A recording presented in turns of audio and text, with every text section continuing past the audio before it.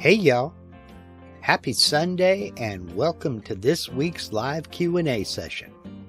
This is the portion of the show where we allow YouTube to send out notifications that we're going live. If you're watching this live Q&A on replay, please scrub ahead until this graphic disappears and the actual show begins. If you're watching live and you have any comments or questions, please go ahead and put them in the live chat. But for now, grab a beverage, sit back, and relax while the countdown timer does its thing. Then we'll get started.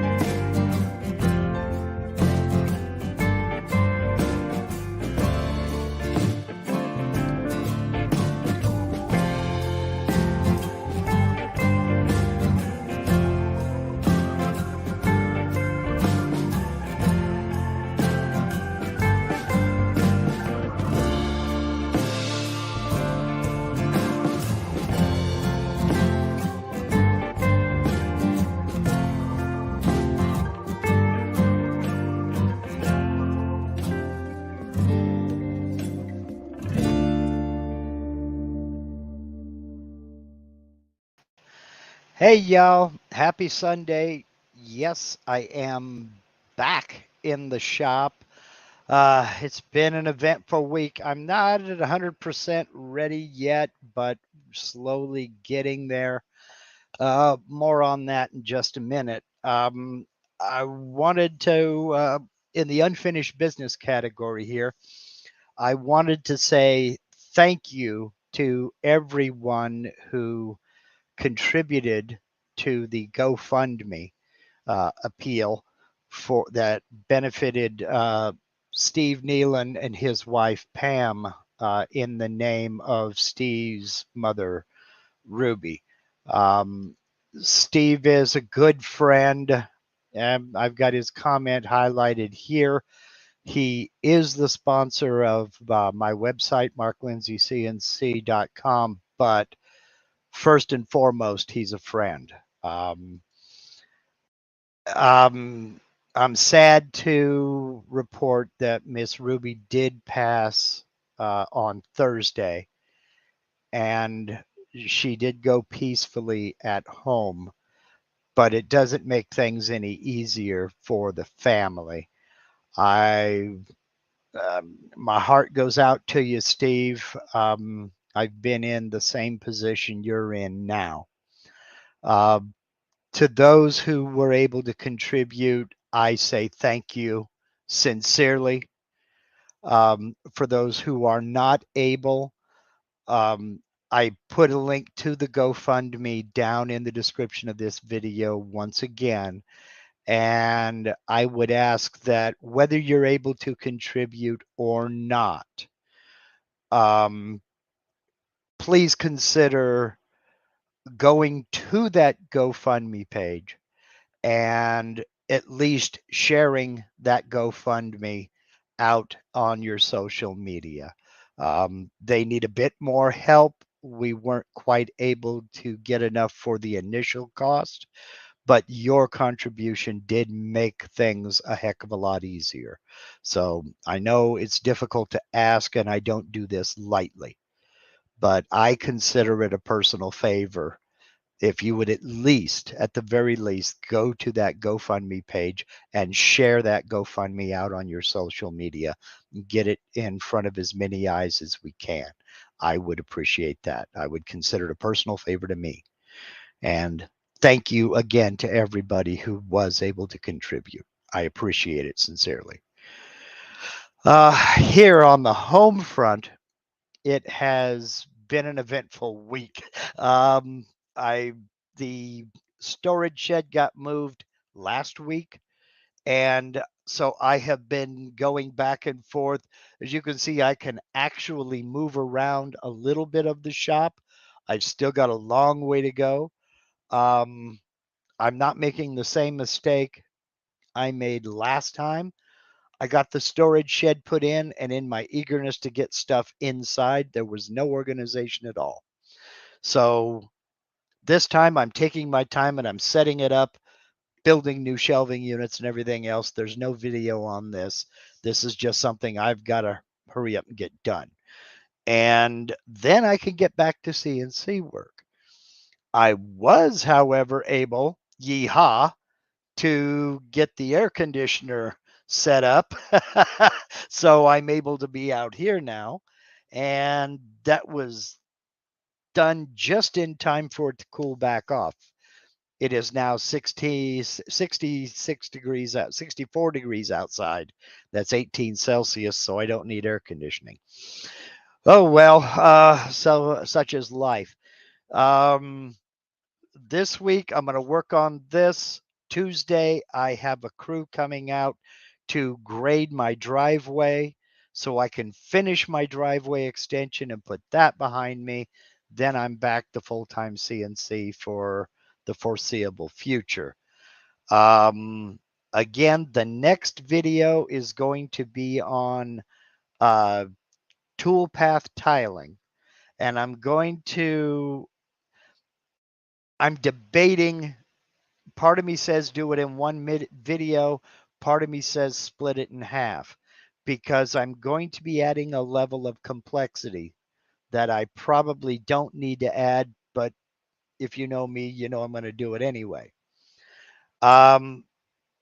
The material piece that I have, I don't want any alignment holes in it.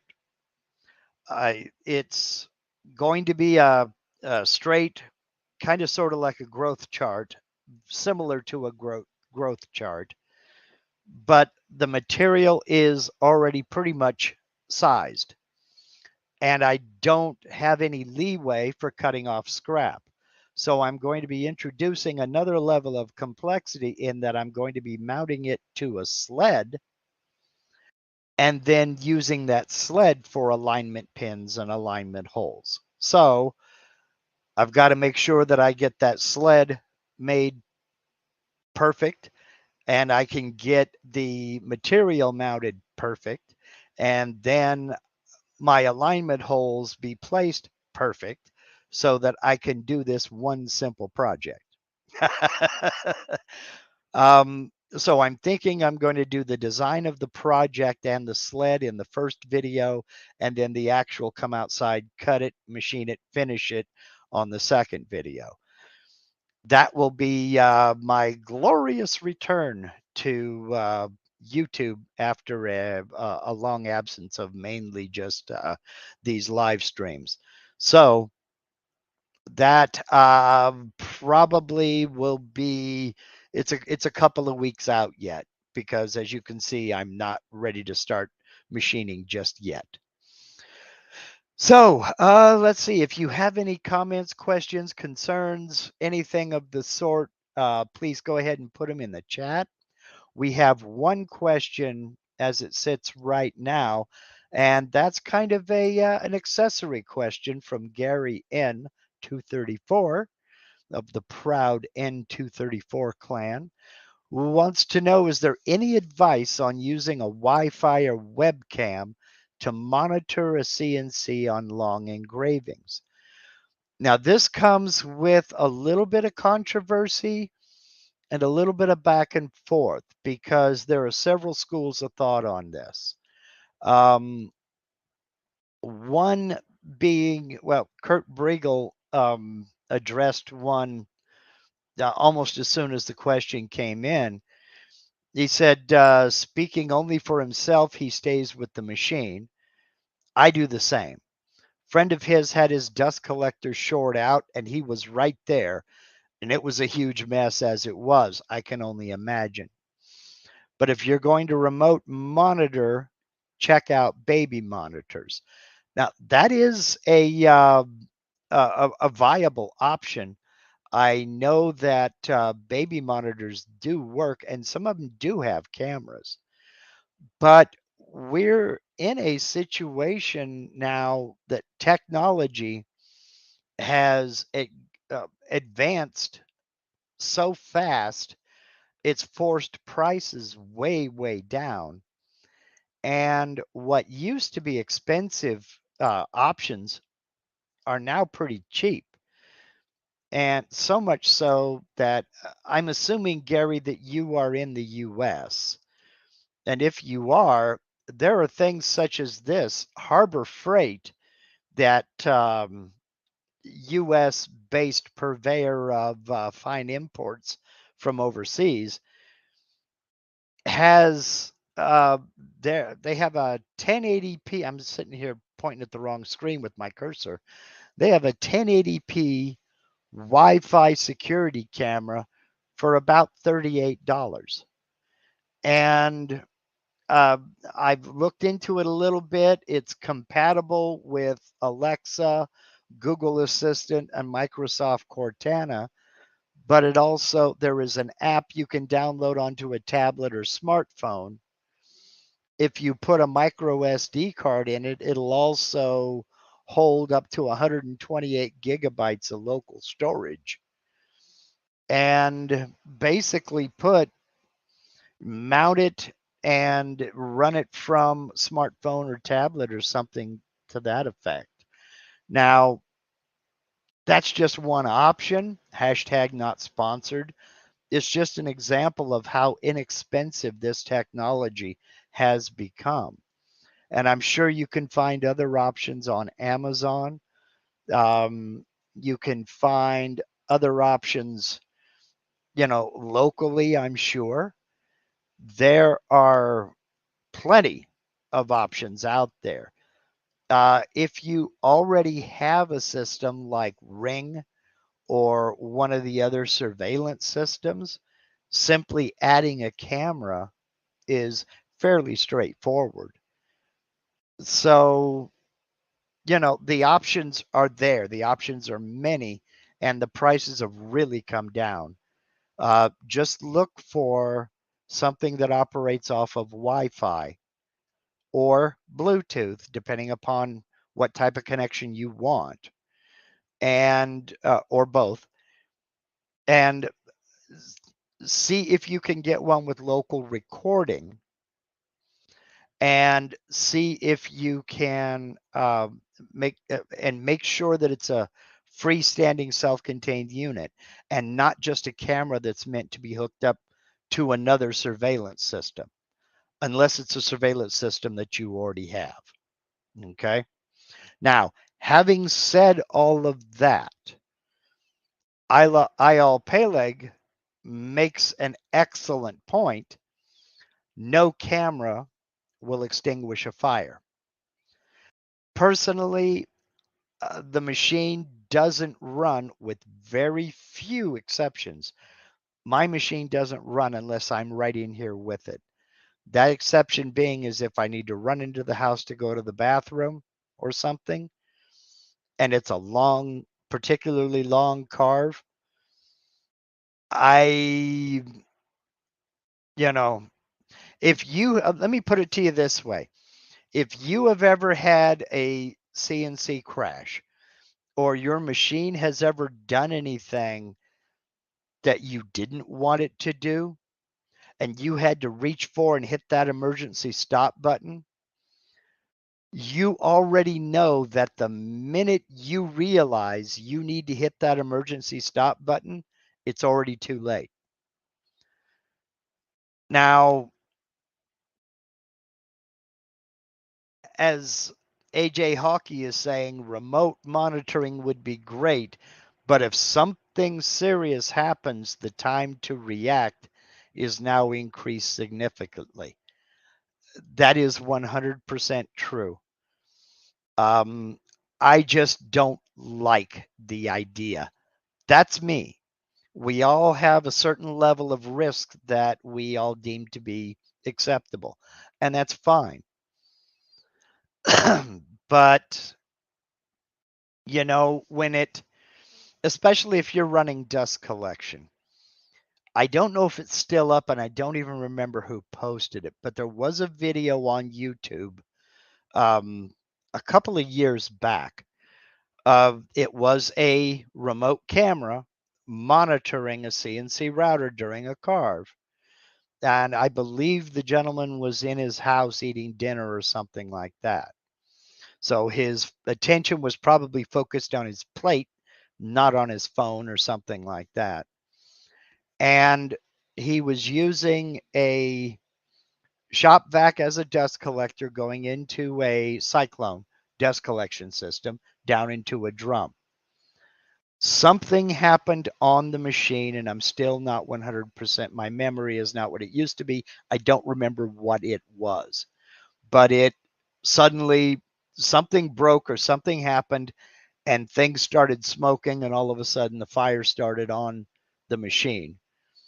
And that dust collector, the volume of air going through that dust collector was just enough to fan those flames and then suck burning embers up, not only into the hose, but down into the cyclone and down into that barrel, and set the dust collector on fire as well. So now we had two fires, not just one.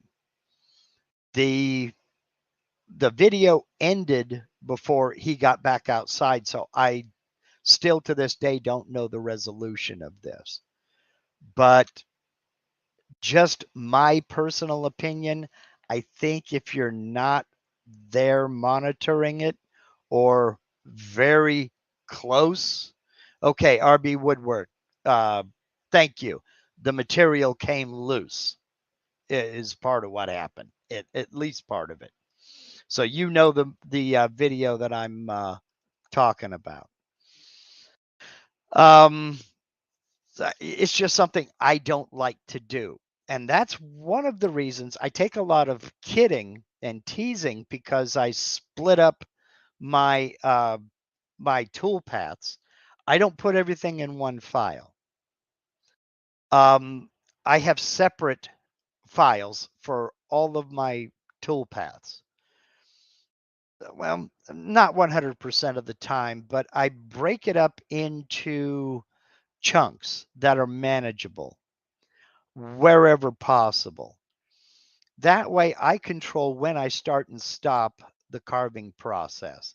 Because if I have one massive chunk of G code that's going to take 7 hours to carve, I may not have 7 hours I can sit and watch the machine or be out here doing other things. But I can break it up into an hour or an hour and a half chunks. Now, a lot of the tool paths I run take only a couple of minutes. So that's real easy. But if I've got a 2 hour carve coming and I know I'm going to have to be out here focused for 2 hours, I'll get the preliminary work done till I get to that point. Then I take my break. I go in, I make a sandwich, I do whatever. That way I can come out and I can run that 2 hour tool path and be out here for 2 hours, you know? So, um, that's, I mean, machined in wood. Whoops, there it is. A CNC crash could easily burn your house down in any number of ways. Yeah, it certainly can. Uh, if you're, you know, if it runs into a clamp and knocks the material loose, or cuts something up, that it's not meant to cut up, uh, or a bit breaks or something like that. I mean, yeah, as Pablo Diablo says, hence the emergency button on a machine. That's kind of funny to me, Pablo. We put a lot of emphasis on that emergency stop, then think of several ways to not be in the same room. I don't know. I don't know. Um, Let's see. Russell Faraday says, my machine is only screwed up badly twice. Both times would have been serious damage had I been far from the stop button. I won't run unattended ever. Yeah, I take that same uh, that same tack. I just I just don't like it. I just don't trust it. You know, because it's a machine. And a machine will run perfectly 1,000 times, but that one time something happens. I mean, uh, a computer freeze up or lock up, or Mach 4 or Mach 3 or whatever controller software stops responding suddenly, a power fluctuation or something. I mean, wow. Let's see. I just had my material come loose and I hit the emergency stop, but the material got a whole bored through it just that fast. Yeah, it doesn't take much. It doesn't take much. And that's what I mean when I say by the time you realize you need to hit that emergency stop button, it's already too late, you know? So, let's see here. Brooks Martin wants to know, how do you break up a 4 hour carve into segments?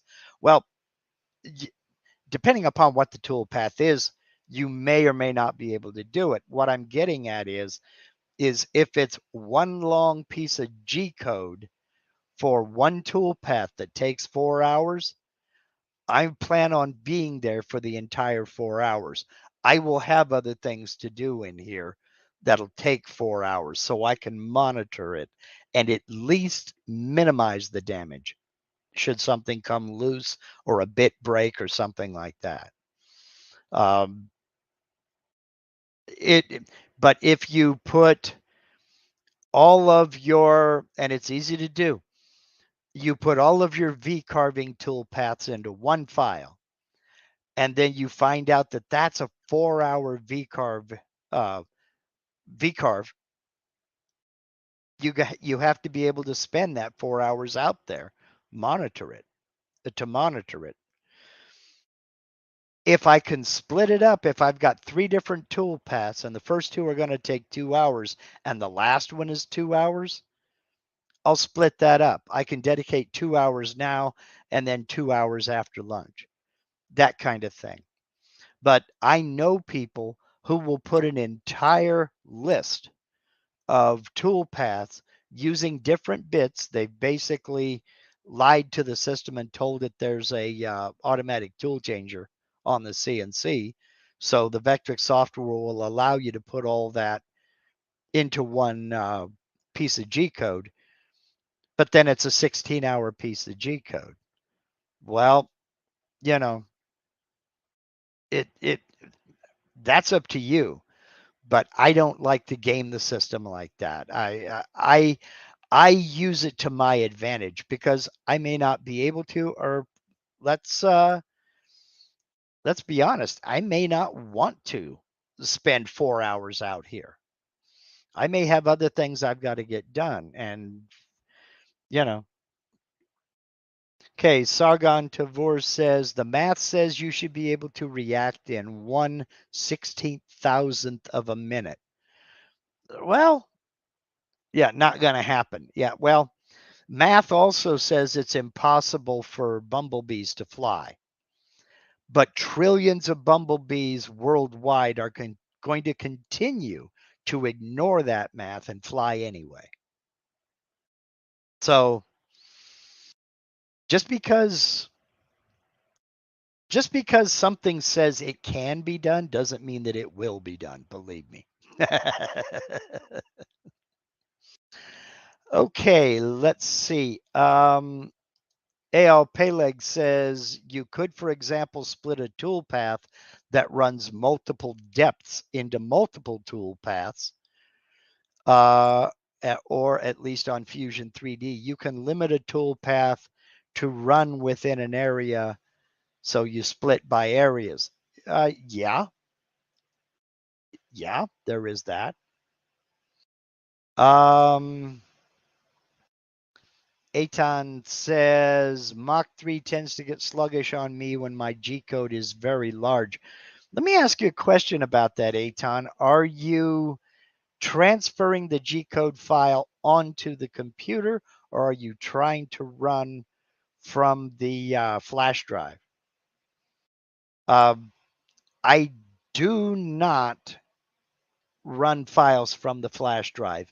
I always take the few extra seconds it's going to take to go ahead and transfer it onto the computer. That you eliminate one layer of complication in there. USB ports are notorious for slowing down or sometimes going to sleep. File data transfer rates can vary. So I always just transfer the file straight onto the control computer and run it from there. So, okay, Dropbox saves it to the hard drive. Okay. Yeah, as so long as it's running from the control computer itself, you take out that level of complexity there. It's just one more link that could be messed up. You know what I mean? So, um, okay, Russell Faraday says they can't fly. Nobody is told nobody has told them and they believe. Yeah, really. Yeah, they don't study math, so they don't know they can't fly. Yeah, okay. Well, that's true. Well, anyhow, so let's see here now. So basically, the long answer to the short story is if you really want to remotely monitor your CNC router, there are ways to do it. There are some very inexpensive ways to do it.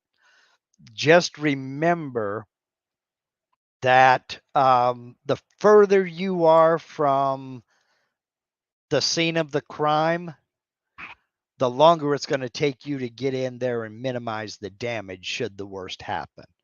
And if you've ever had any belief in Murphy's Law, you know that anything that can go wrong will at the worst possible moment. So, you know, but we all have our own level of risk that we think is acceptable or non acceptable. So, okay, we have a multiple question.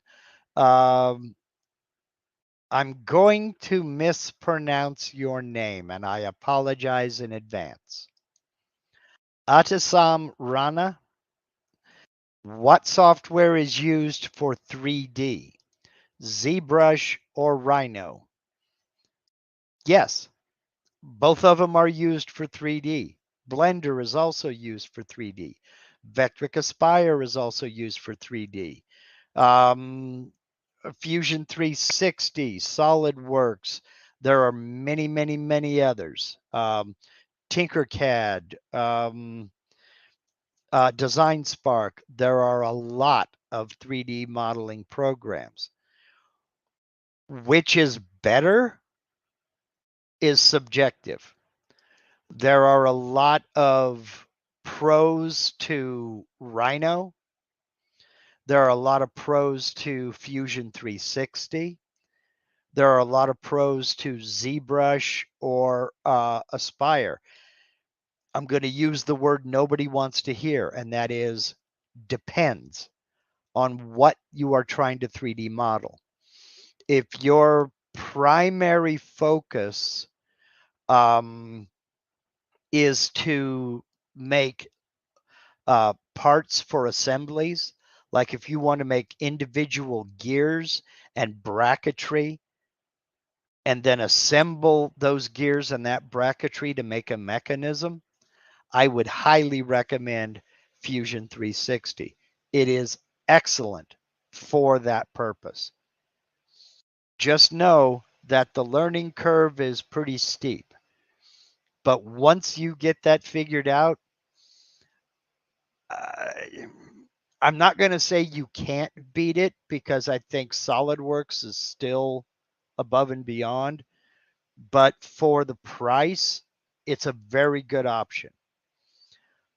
But for what I do, it's a big hammer. It's a big, big hammer. It's like trying to hang up a poster and the only tool you have is a 5-pound sledge. Okay. So, yeah, if you are trying to do the more artistic side, the more organic shapes and forms, then Vectric Aspire is a good option. In fact, it's my preferred option. But that's only because I'm already invested in the Vectric platform, the Vectric user interface. I know how to use it. I'm still not all that good with it, with 3D modeling, but I'm getting better. And it has probably the most gentle learning curve I have ever experienced. I'm not an expert with any software, but I think I'm an expert at trying to learn how to use software. And the Vectric has been the easiest for an absolute beginner that I have ever experienced. I was introduced to the PC and AutoCAD on the same day, during the same week in 1997. And I'm here to tell you, I really thought that all software was as difficult to learn as AutoCAD. Well, it turns out it's just not. Now, I've not used ZBrush, but from what I understand, it's a very, very powerful, a very effective 3D modeling program. And a lot of people who model for Vectric software users use ZBrush, or they'll use a combination of Aspire and ZBrush. Um, so it all comes down to what type of 3D modeling you want to do. It's all 3D modeling, but making the mechanisms, designing the mechanisms to machine a clock is completely different from trying to model a portrait of somebody's face. It's a different style, it's a different set of tools, and I mean, you know, a one size fits all, I don't know that there is one. Um, but there you go. I mean, there are a lot of options. So my advice to everybody is to look at the software systems that you're thinking about. If you're looking at Rhino and ZBrush, then download the free trials. Get into the tutorials on how to set up and how to get started, and start working with them. Design something fairly simple. Use both of them. Use all of them. You will quickly learn which is your favorite and which one you find the better fit for you. And then get rid of the others and focus on that one. There really is no one size fits all. So, you know, um, A.L. Peleg says, I wonder why slow acquiring of knowledge is described as a steep learning curve. In my humble opinion, it should be the other way around.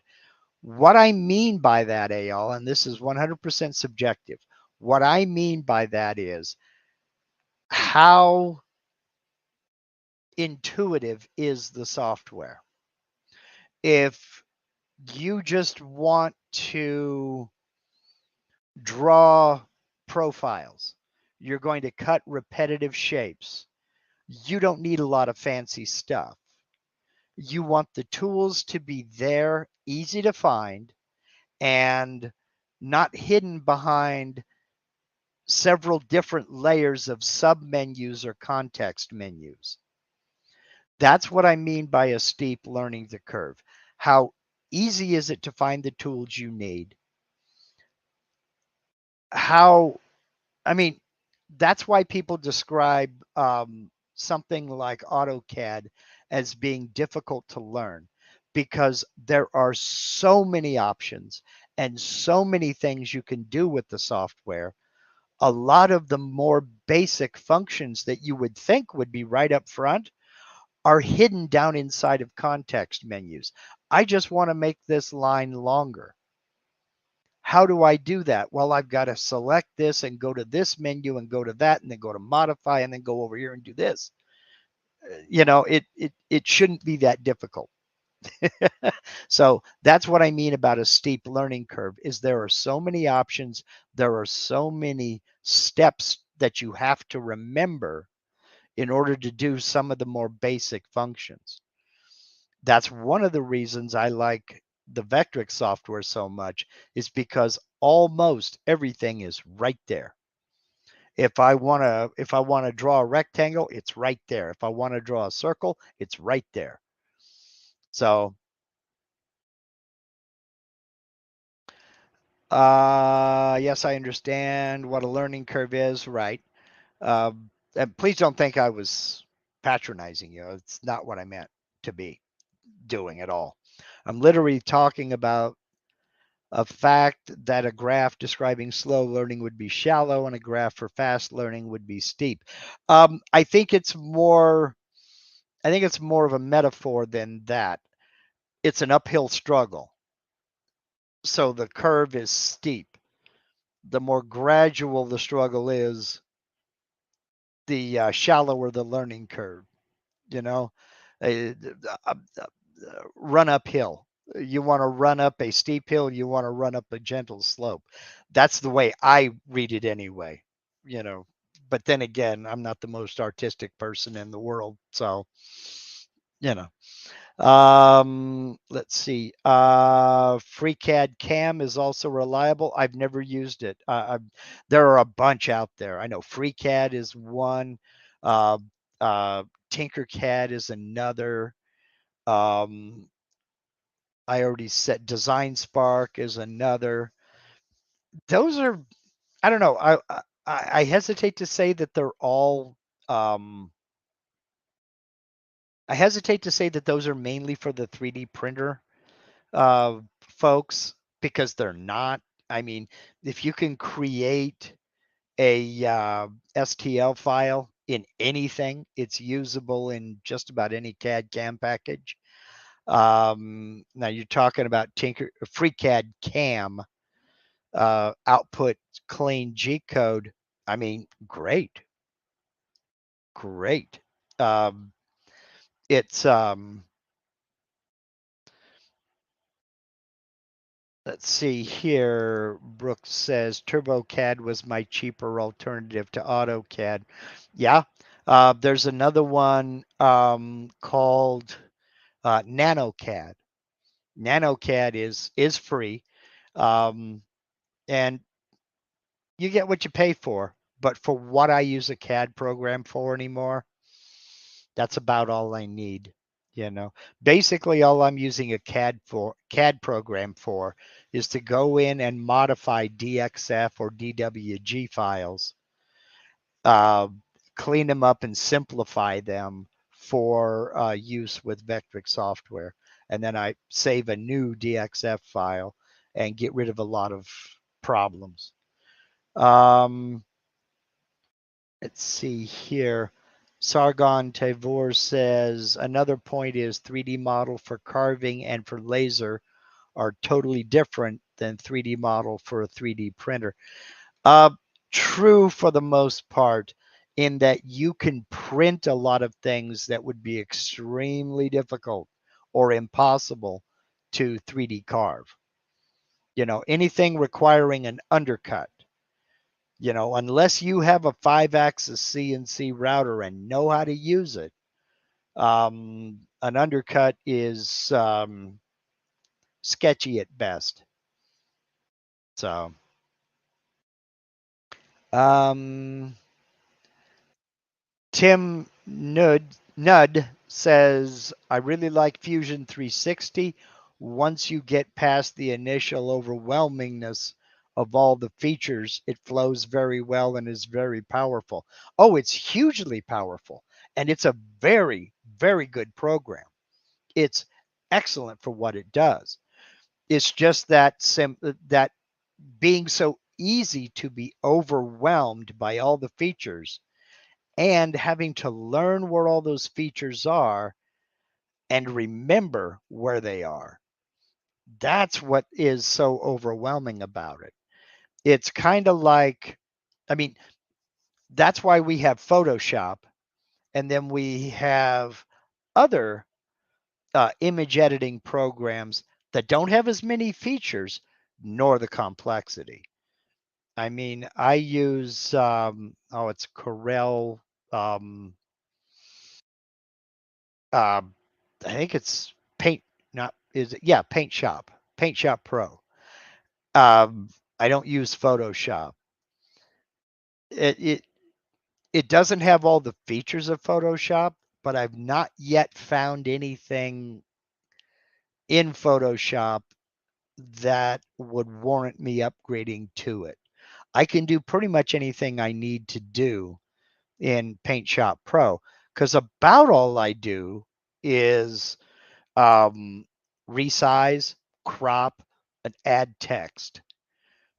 Occasionally, I might, do some exposure correction, but I'm not hot and heavy into color grading of images, and I'm not doing, remove this person and add that person. I'm not doing background changing or anything like that. Now, if that was my interest or if that was my job, then yes, I probably would have started with Photoshop and never even gone with any of these other programs. I just don't need it because I don't. use it. Todd H. CNC brings up a good point, and Dwayne Ruthig, I do know, he has echoed this statement. SketchUp is 3D capable also. I know that Dwayne uses SketchUp Pro, and excuse me, and the 3D models he creates in SketchUp would just blow your mind. I mean, I've seen Todd's work. I've seen Dwayne's work. I've not seen anything from you, Todd. You don't want to come on. I don't mean that in a bad way. And Dwayne makes some things that'll just absolutely blow your mind. Without stealing any of Dwayne's thunder, imagine a 2-foot long adjustable wrench made out of maple that works. Move the thumb wheel, the jaw goes up and down. I mean, designed in SketchUp and then imported into VCarve Pro and carved. Yeah, and that's one of the simpler ones. That's awesome enough as it is, especially when you consider that each part is made separately and then he has to assemble it all and it worked together nice and smooth. That was one of his more simple projects. We won't even get into the other. Channel members, you know exactly what I'm talking about. So yeah, it you will quickly discover the um the software that you like. You'll quickly discover the software that works best for you, and you'll quickly discover which software you don't like and doesn't work for you.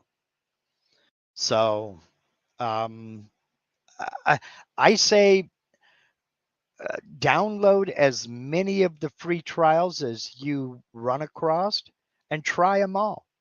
You've got nothing to lose except for the amount of time it takes you to figure out which one you like best, you know? And it's okay to have more than one. There is no law that says you have to have only one software program. I know people that use multiples, you know, they use ZBrush as well as Aspire and Fusion 360 because they do several different things. So, let's see. I think those are all of the questions that I have. RB says Photoshop Elements is 1/3 the price of the full version and still does almost the same functionality. Yeah, I mean, if if you know, resize photos, maybe occasionally touch up a dust speck if you're importing, you're scanning your photos in uh, to digital format, you might want to retouch a little bit here or there. You don't need every bell and whistle that could possibly be offered. Now, if that's your job and you're doing it for other people, maybe you do. But I'm kind of the casual user.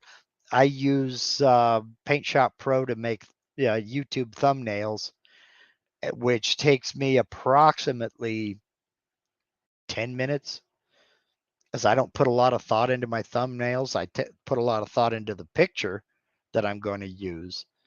And that's come back to bite me on occasion. But, you know, live and learn. So, Russell Faraday says the Rhino trial is fully functional, but it won't save anything after 90 days. Okay. And Rhino, at least it was. Now, my only experience with Rhino was Rhino 5. So I'm sure there have been several versions out since then. But it was only at the time, and this is quite a few years back, it was only about $500. And compared to some of the other programs out there, that's a deal.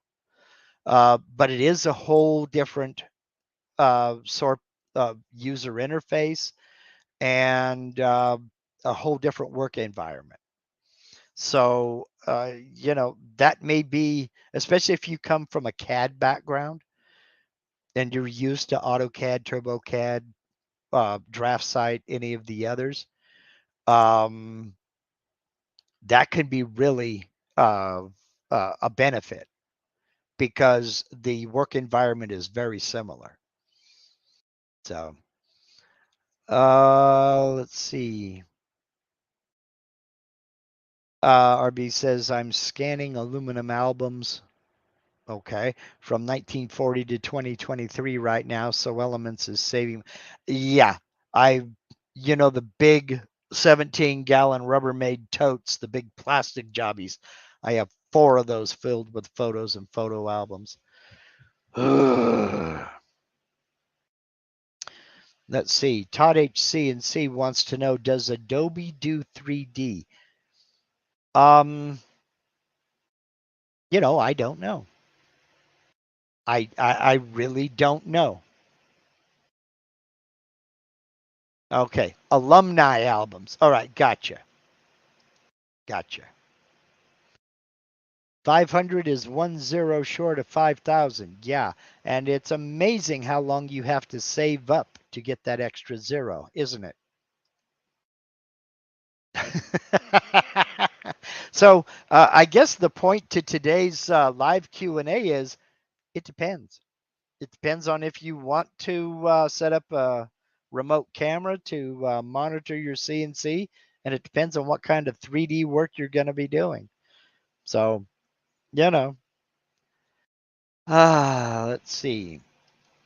Sargon says, talking about dust collection, is your dust drum going to live outside the main shed? If so, when will you know it's getting full? I won't know that it's getting full any more than I know now because it's buried and it's a solid, real thick cardboard drum. The short answer is yes, it's going to be outside. The long answer is I'm just going to need to go outside and check it every once in a while. It's I'll put it to you this way. I can look at, let's see, you can kind of see it. There we go. The dust collector runs, the cyclone is right underneath it, and the drum is right underneath that. You can just barely see one corner of it right there. But it also runs into this here. Now, when I start seeing chips down in this clear plastic bag, then I know it's time for me to go outside and dump it. And I usually start getting chips or dust down in that clear plastic bag when the drum is about maybe 3 inches, 4 inches from the top. So it's not full to the point to where it's backing up in the cyclone, but it's just enough. It's just enough to matter, I guess, is what you would say. I can go when I start seeing chips out there. I know when I pull the top off, it's not level with the top of the drum. It's about 3 or 4 inches down from the bottom. So that works for me. Then I can just roll my trash bin, or as my folks over across the pond say, I can just move my wheelie bin over to it, dump it in there, and off I go. So, and yes, my garbage collector loves us because, I mean, dust flies everywhere. So I consider it, it's kind of like glitter. Let the world know you're there. A glitter trap, an explosion of dust out of the back of the garbage truck. That's me. Let's see here. Maybe add a centrifugal dust collector. I'm going to tell you, Brooks, your dust collector is cool as heck. It looks like a jet engine. It's an inline dust collector that Brooks Martin has running through his system, and it does. It looks like a jet engine. It looks cool as heck. I just don't have time to. I don't have time for this, let alone to add that. Um, okay, Russell says, it's time when you can't see across the shop for the dust. Yeah, yeah, there is that. I can tell you when I was doing a lot of surfacing of cutting boards and what have you over the just before the holidays last year.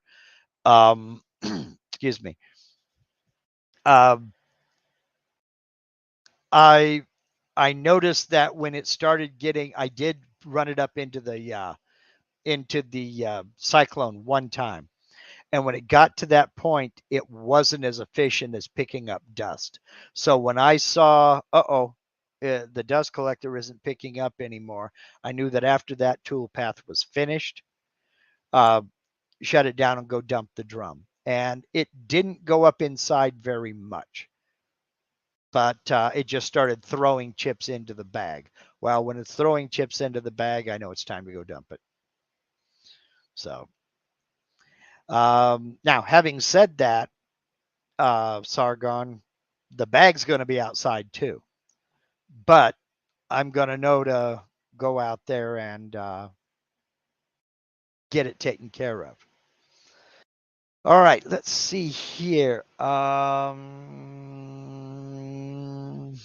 Let's see. Do we have any other questions here? Um, and I don't see any other questions right now, so I'll just take a comment here. Percy Kuka says, friend of mine got back from the U.S. yesterday and got me a half a dozen dish bowl white side bits, totally stoked. Percy, number one, excellent. Excellent. Nice score. Number two, come on, open up the bag. They could make these a little bit more difficult to get into, but they'd really have to try hard. You're going to love them. You are going to love them. These things are monsters. Now, I don't know if you have the half-inch shank like this one or the quarter-inch shank, but I'm here to tell you these puppies will flat out remove some material. Oh boy. And yeah, I love them. And I much, much, much prefer the half-inch shank. Let's see here. I was talking about Murphy's Law. Brooks Martin says my favorite law is you can't make anything foolproof because fools are so ingenious.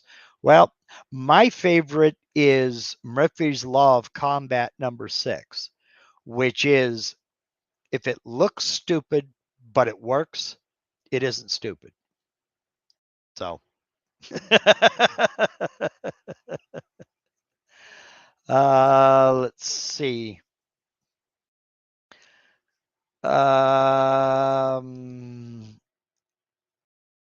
Jay Scotcha says, sounds like another option for a remote camera.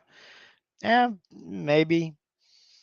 Let's see. Mount a limit switch with a paddle in the dust collector. Hooked to a light. When the paddle is triggered, the light will come on.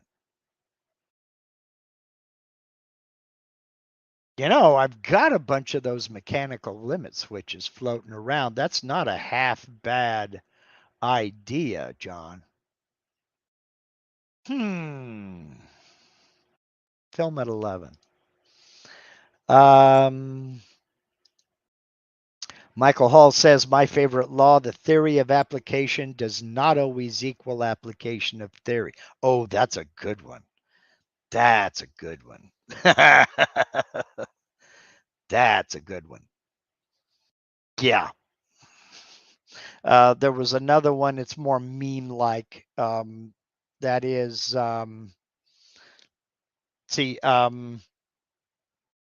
intelligence is knowing that a tomato is a fruit. Let's see. Yes, intelligence is knowing that a tomato is a fruit. Smart is knowing not to put a tomato into a fruit salad. I mean, yeah, that's true.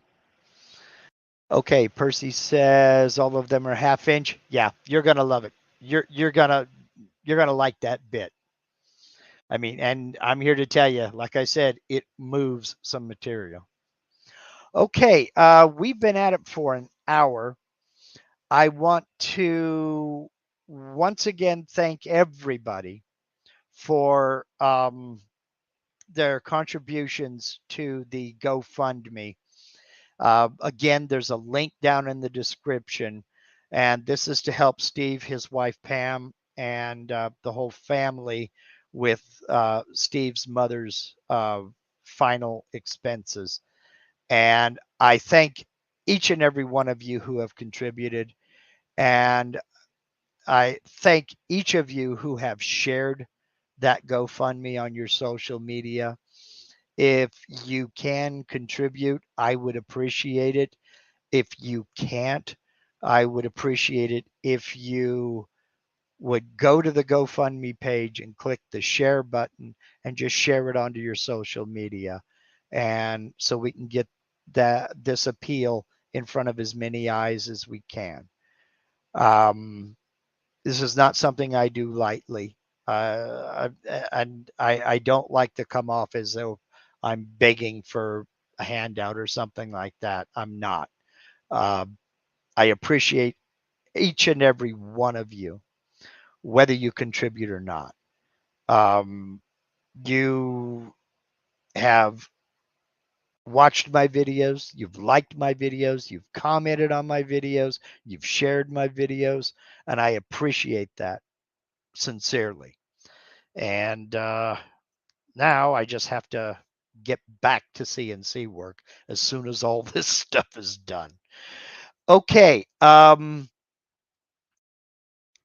Next week is going to be another open Q&A. I'm going to see if I can get this cleared up and get this emptied and get to work on my tiling toolpath tutorial. So it may be 3 weeks out. It may be a little more. It just depends on how smoothly things go. So I may throw some video of the shed rodeo I have going on here on my other channel. There's a link to it down in the description somewhere in there. It's creatively called Mark's other channel.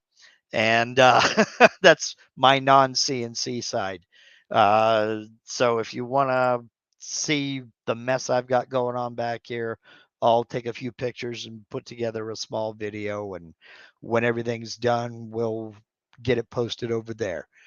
So as I'm talking, I'm thinking through, do I have anything else to say?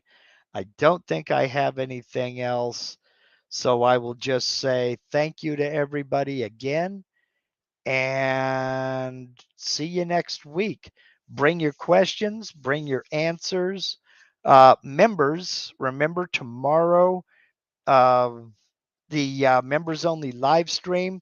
I've got some unfinished business. I have an update on the Prism Toolpath discussion from last week, thanks to Brooks Martin, and then your projects. So I'll see you members tomorrow. Check the community tab for a link to that live stream. And if you don't know what I'm talking about, or you'd like to become a channel member, click the join button down there close to the subscribe button somewhere. A little panel will pop up, a video will play, tell you all about channel membership. Then you can be one of the few, the proud, the included on the Monday live stream. So, everybody else, have a great week. Get out there, make some dust, and see you next week. Bye, y'all.